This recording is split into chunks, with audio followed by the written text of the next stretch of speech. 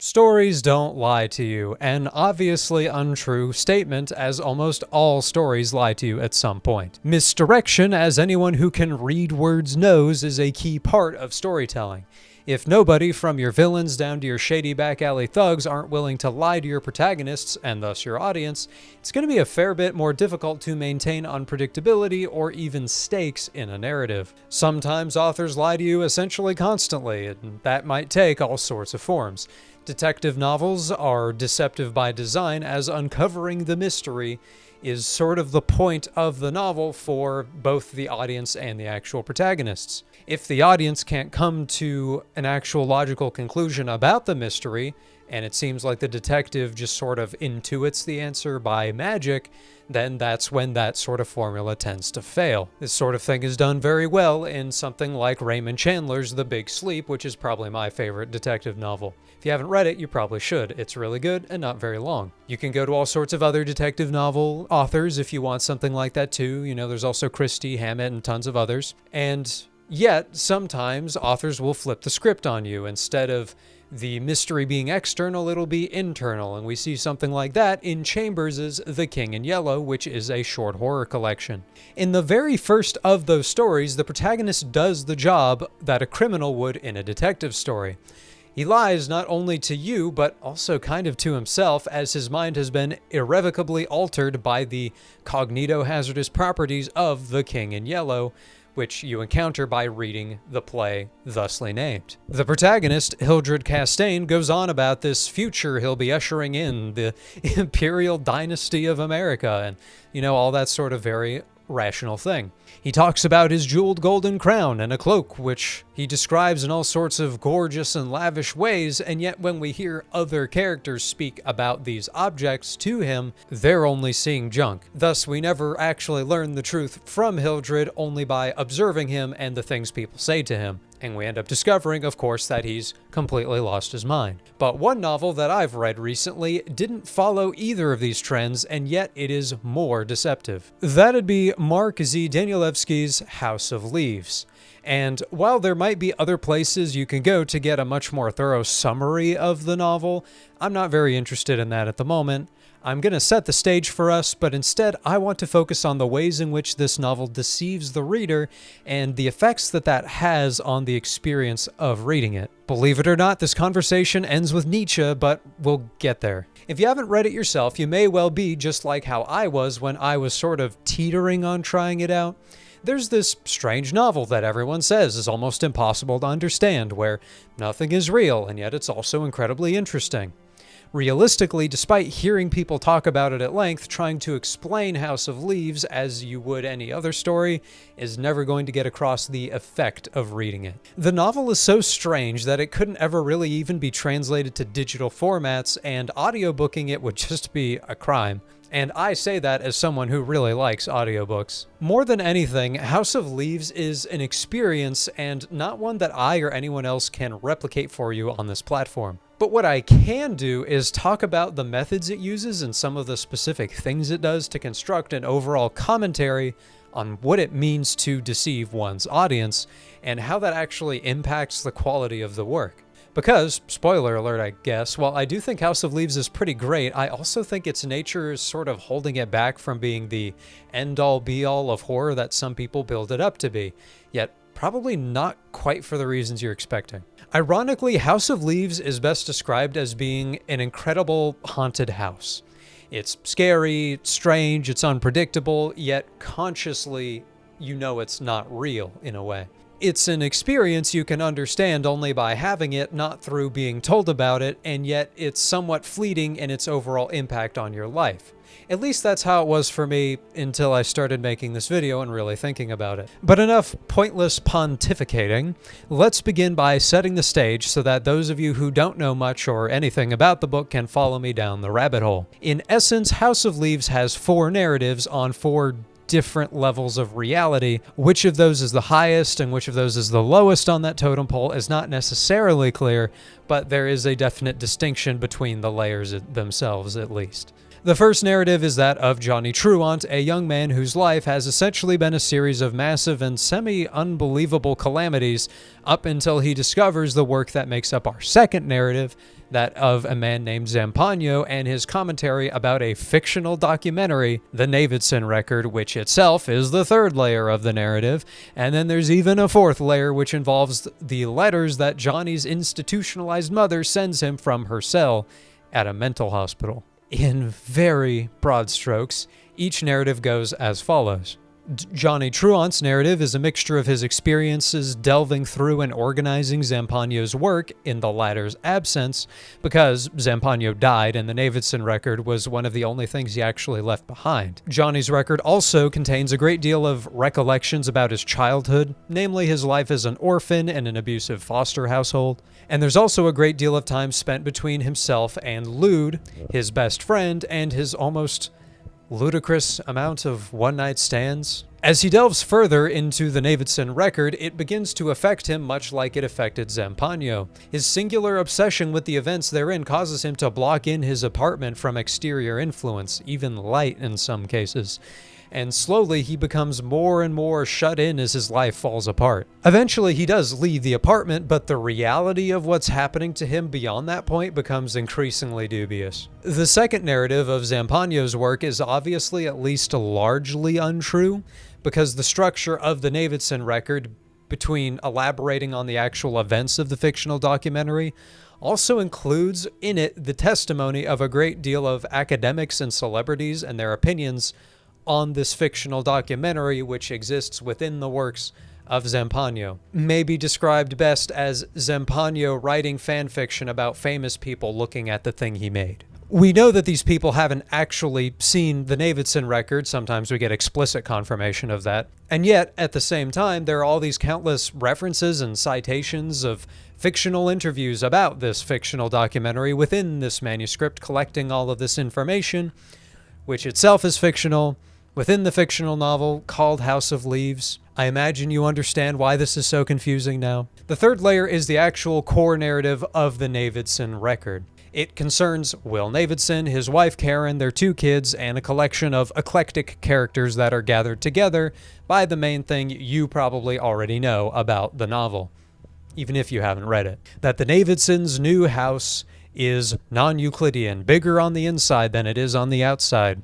This most notably takes the form of an extra hallway that leads into a pitch-black labyrinth of hallways and stairways. It's obviously physically impossible, and yet there it is. Davidson and the group of risk-takers he gathers explore the labyrinth, even as it proves increasingly dangerous to do so. And the obvious risk that Davidson puts himself in strains his relationship with his family to the point of breaking. By the end, his brother and 2 of the adventurers are dead, and the only reason he escapes is because he somehow goes far enough through it that he ends up sort of back at the entrance.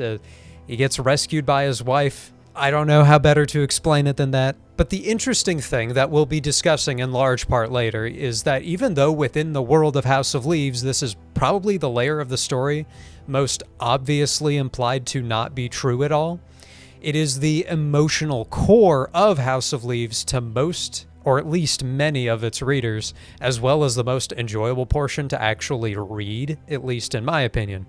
This will be a large part of what I'll be focusing on. The fourth layer is those letters Johnny receives from his mother, Pelafina. These generally regard her trying to stay involved with her son's life, even though they see each other extremely rarely, and she didn't see him at all for a good portion of his childhood.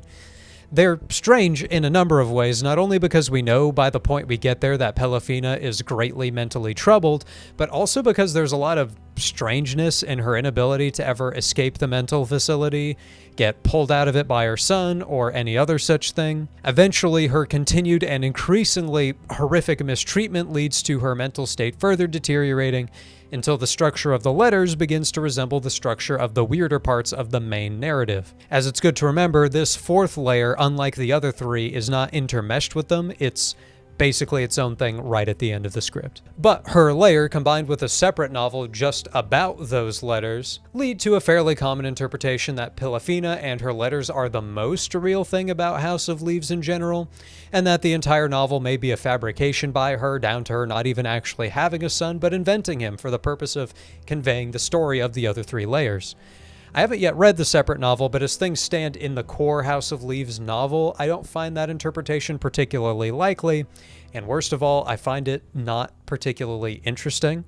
I only say this now because this section of the novel is not going to make up as large a part of my commentary as those of you familiar with the novel might expect it to be. Anyhow, I now want to give my personal, literal interpretation of the novel, and in explaining why I have that interpretation will address our fundamental topic, that again being the effects of lying to the audience, both positive and negative. I don't really think my opinion on it is anything special. Plenty of people have probably had this exact opinion before, but it's essentially the Occam's razor interpretation. The story essentially proceeds as we see it about until Johnny leaves the apartment, at which point he has seen so much cognitive decline from his obsession with the Navidson record that without the object of that obsession dominating his life anymore, he becomes far too unreliable a narrator for much of what he says at that point to have particular meaning. There's even an entire section of it that he admits directly thereafter was completely fabricated, so I wouldn't be surprised if a lot of the rest of it is as well.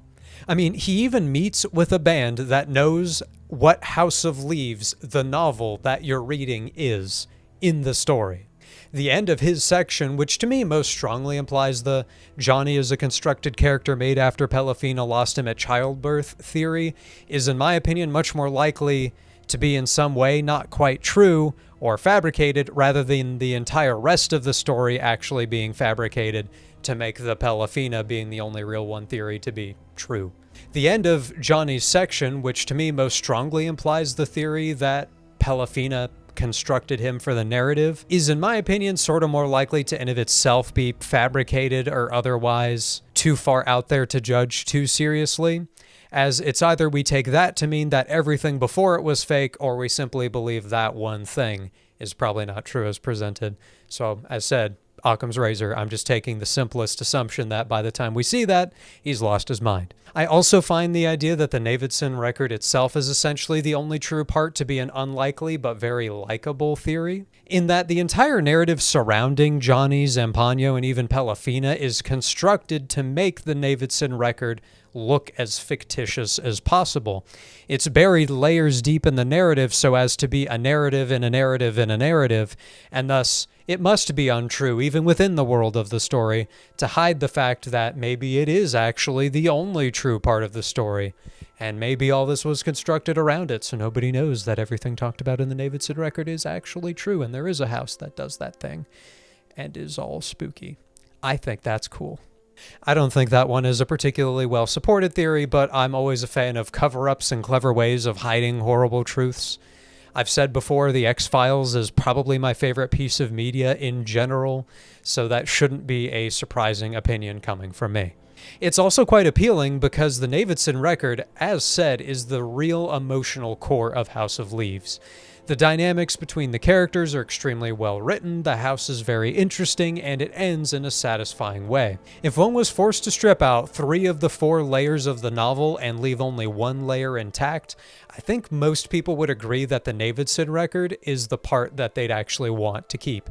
And it's also basically the only part that could stand entirely on its own, as all the other parts, save for Pelafina's mostly, are dependent on the Navidson record existing in the narrative. And the last part of my interpretation before I move on from talking about the novel's events to talking about the novel's meaning, I guess, isn't really an interpretation, but essentially an unstated fact about the novel. It is to a high degree a satire of academia, just overall. Even in the second layer of the novel, the commentaries about the Navidson record itself that all of these academics are said to have given regard all these extremely in-depth analyses of minute portions of the Navidson record documentary, some of which are said to be hundreds of pages long, focusing on mere seconds of the Navidson record. Once you realize that Danielewski added in all these fake citations and academic analyses and all of that, not just to make it seem like the Navidson record is really cool, but actually to just make fun of how academia and generally critic culture tend to behave, it becomes a lot more obvious and also a lot more funny the more you see it. I mean, there's one point in the novel where it's literally just listing all of these sorts of things that you need to see to get a reference to something, and it goes down about 6 pages on the sidelines of all of these names. I mean, one of the key reviews for House of Leaves cited in its Wikipedia article reads, Danielewski's bloated and bollocksed first novel certainly attempts to pass itself off as an ambitious work. The question for each reader is if the payoff makes the effort of slogging through its endless posturing worthwhile.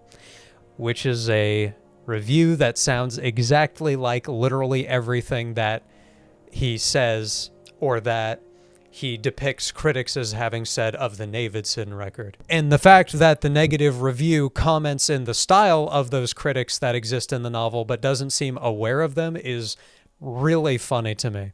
All of this has been said to say that the jury is out for what's actually real in House of Leaves. There are obviously lies. It's not possible for everything that happens in House of Leaves to be true.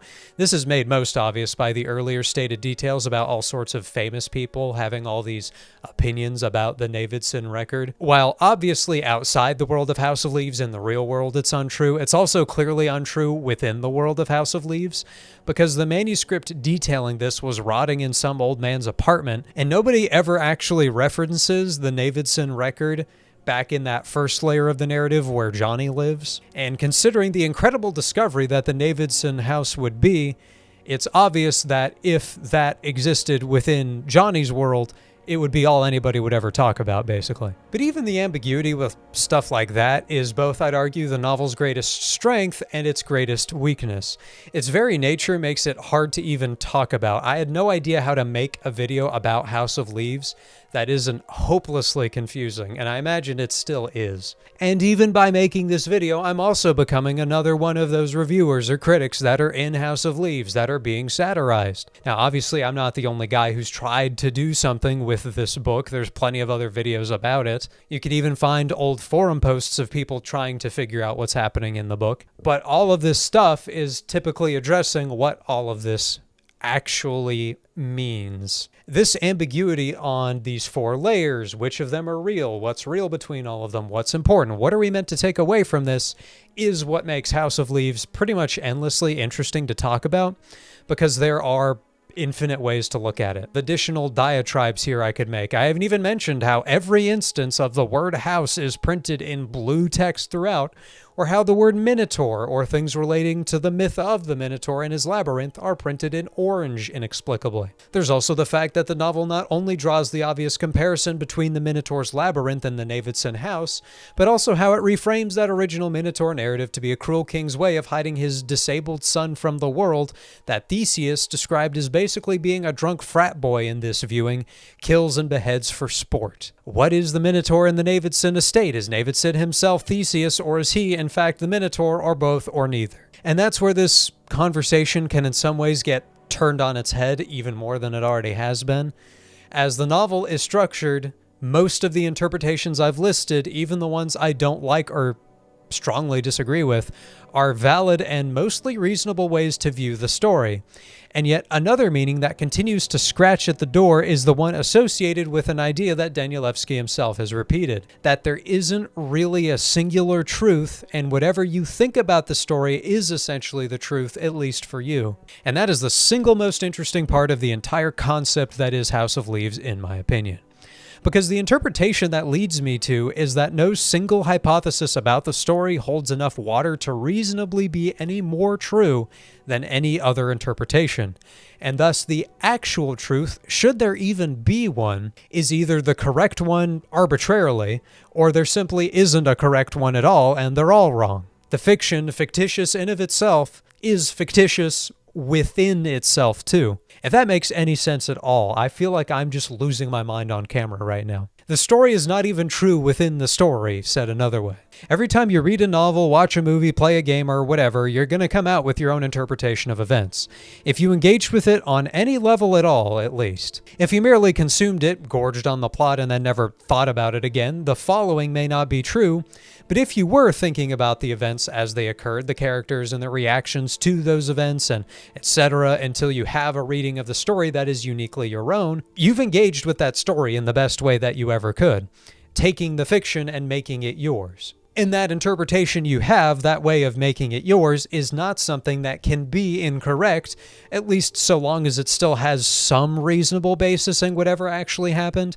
I mean, sure, in Star Wars you could interpret Luke Skywalker to be the villain of the original trilogy, but that would be reading it not only against authorial intent, but also against the story's structure, the ways characters develop, and just events as they occur. Sure, nobody would have the right to take that opinion away from you, but by and large, that would be an incorrect reading of Star Wars, because there's still a fundamental truth that Luke is the protagonist, the hero who in the end defeats the destructive, violent Empire. How you define Luke as good or Empire as evil isn't important per se, and those and more are part of your individual view on the story, not a recollection of objective occurrences. But with something like House of Leaves, there is no Luke, the hero, defeats the evil Empire. None of the events in the story are concrete. There are reasons to believe any given one of these events, or any given group of them, never happened at all, happened in different ways to how they're portrayed or to different people, or maybe they did happen, but yet other things that should have caused them or resulted from them didn't. Thus, no matter what your reading of House of Leaves is, it cannot be correct, nor can it be incorrect. Some opinions could be more incorrect, say taking the idea that Jay Leno, who shows up at some point during the novel, actually was the one who wrote all of House of Leaves. It's still very unfounded, more than most other theories, but the gap between how wrong that one is and how close to right some of the others are may not be very large. All of this is said to say that House of Leaves is not even a narrative in the conventional sense. Even the word narrative, defined as a spoken or written account of connected events, a story, dubiously applies to House of Leaves at times because the amount to which events are connected isn't even clear. There are several entirely different narratives. That is easy to determine, but is there an overall narrative? Is there a singular House of Leaves narrative? It's hard to say. Even with complex stories like War and Peace or whatever, one can get a solid grasp on the concrete details of what happened, even if putting it all together and keeping track of everything is itself difficult. And that, from a certain point of view, does sort of detract from House of Leaves as a story. As an experience, not at all.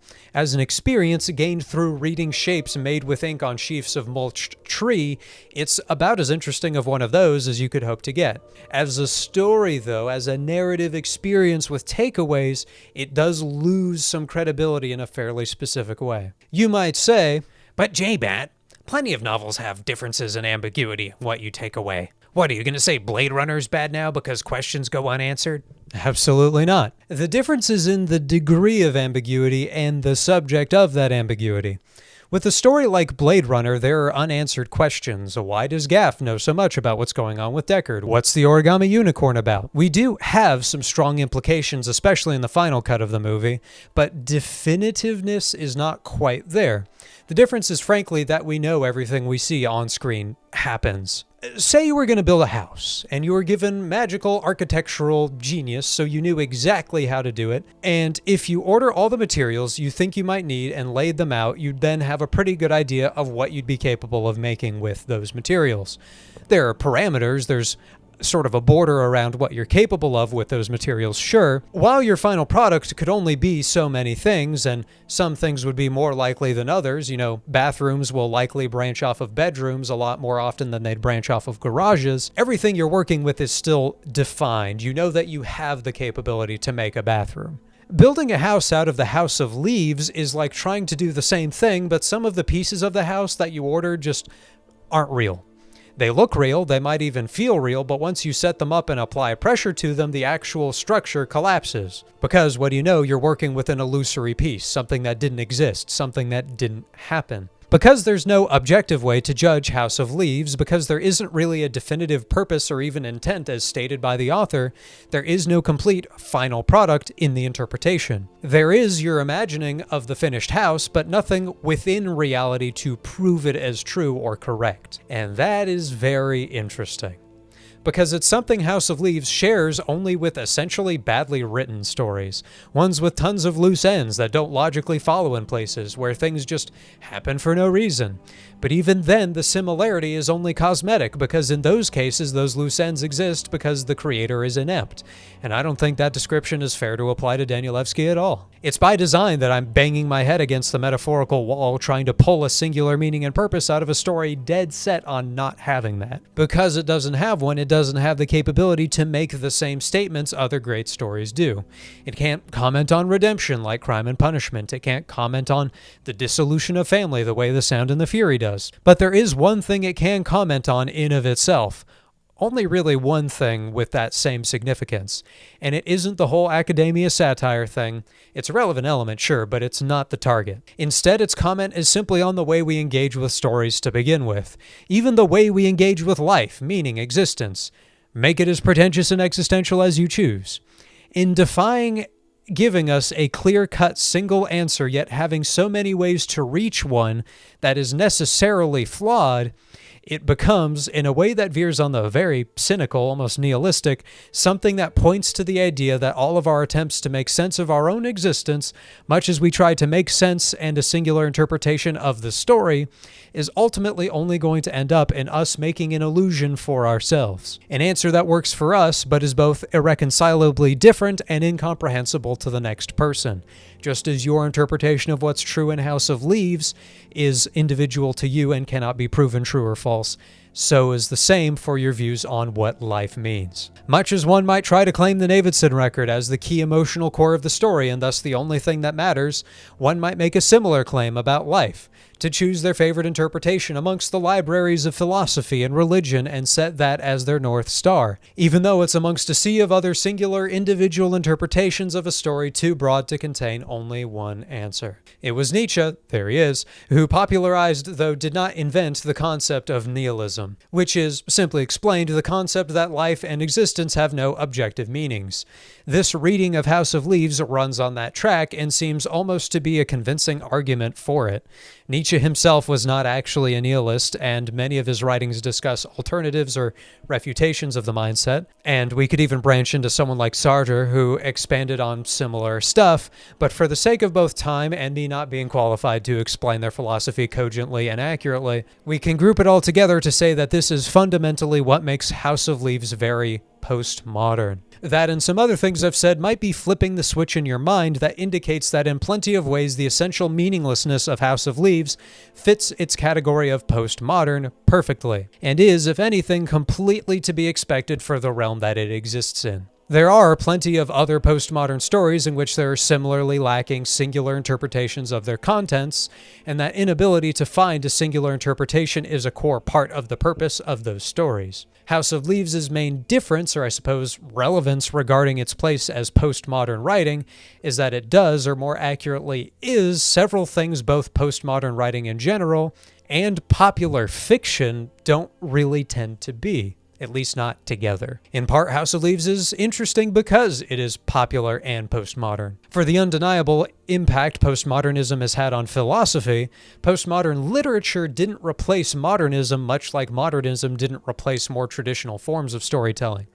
Proved as simply as saying that stories, especially in the fantasy genre like Lord of the Rings, are modern companions of more traditional narratives like Beowulf or Sir Gawain and the Green Knight, both of which, especially Sir Gawain, you should read. They're a lot more interesting and readable than you might expect if you haven't gotten the chance before. That said, it isn't only that postmodernism didn't replace modernism in literature and storytelling, it also didn't become nearly as prominent either. Modernist storytelling and art, even though we don't always call them that at this point because some modernist storytelling principles over time became sort of normal baseline expectations, is still broadly popular alongside more traditional storytelling mediums. Meanwhile, popular postmodern literature is often regarded to consist of Slaughterhouse-5, Catch-22, and sometimes American Psycho is thrown in there as well, though I think its meme status has overshot its actual quality.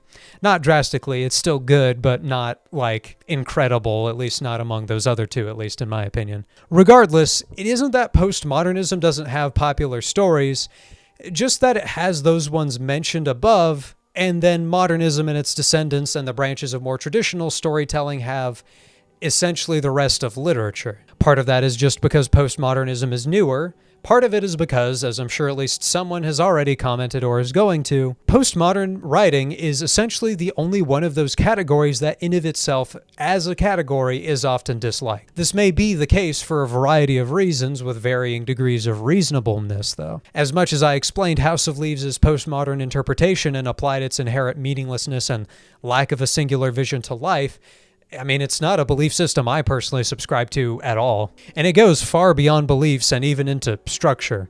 To your average reader, House of Leaves could be extremely frustrating to engage with if the pieces that exist weren't so well done, and if the experience of collecting them wasn't so enjoyable. Said another way, postmodern writing needs to be pretty much done to the peak of its capacity to break past its inherent dissimilarity to the types of stories people tend to like engaging with. It's very easy for some to then say that people are dumb mouth breathers because they like their stories to have things like a clean resolution, a happy ending, or an ultimate purpose. I'd advise anyone unironically holding that opinion to leave the basement and go talk to somebody.